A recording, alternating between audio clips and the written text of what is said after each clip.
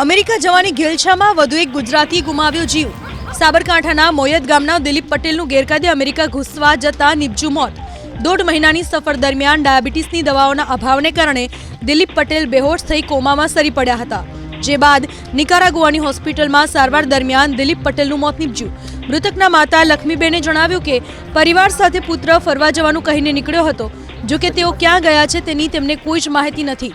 માહિતી એવી પણ મળી રહી છે કે મૃતક દિલીપ પટેલે નિકારાગુઆ થઈને અમેરિકા પહોંચવા માટે એજન્ટ મારફતે ગોઠવણ કરાવી હતી।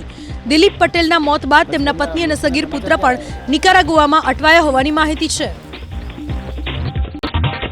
ટીમ ઇન્ડિયાની જીતની ઉજવણીના ઉત્સાહમાં યુવકો ભાન ભૂલ્યા। દ્રશ્યો છે અમદાવાદના બાપુનગર વિસ્તારમાં આવેલા હરદાસ ચોક પાસેના। ઉત્સાહના અતિરેકમાં કેટલાક યુવકો સ્ટેચ્યુ પર ચડી ગયા। સ્ટેચ્યુના મોઢા પર ચડી બૂમો પાડતા જોવા મળ્યા। વિડીયો વાયરલ થયા બાદ બાપુનગર પોલીસે 3 યુવકોની કરી ધરપકડ।